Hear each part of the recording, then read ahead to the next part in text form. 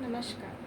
Today we will be learning about the theory of knowledge, which has been started from the International Baccalaureate.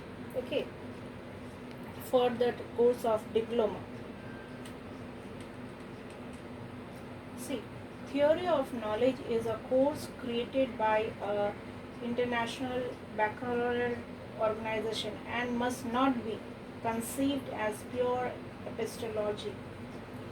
This course involves a process of exploring and sharing students' views on knowledge questions. Here, according to international baccalaureates, they have said he the course will revolve around the students only, how much they know and what they share with the other people, and they should ask question in themselves. The answer which they get is that it will become the theory of the knowledge.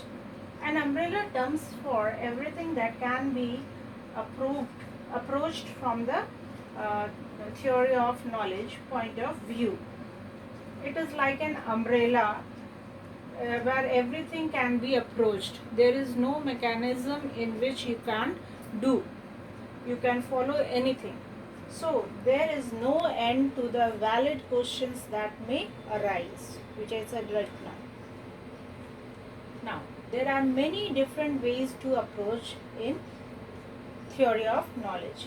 The sheer scope of the theory of knowledge course is daunting, and teachers and students need to confidence to go too far outside their traditional comfort zone. Means whatever you think, no, this much I should learn, this much I should know, no. There is no end of the scope. In the theory of knowledge, there is no end.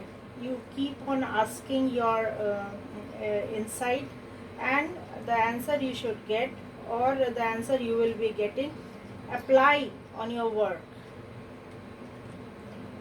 Teachers are entitled to select a teaching methodology and course material that will convey the theoretical foundation of essential concepts and may prove an environment in which these concepts can be discussed and debated. Here it is said, teachers, while teaching, there is a selected methodology through which they will be teaching the subject or the concept. Okay, but at the same time, they may provide an environment. The environment should be there according to the need of the teaching, and in which the concepts can be discussed. Whatever the topic is, you can discuss on the topic, and it can be also debated on the topic.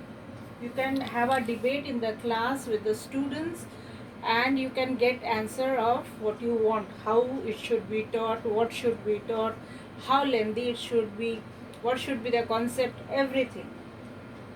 The focus of the discussions should not be the differentiation between right and wrong ideas, but on the quality of justification and a balanced approach to the knowledge claim in question. That is what I said right now. That it should not be difference between right and wrong. It should be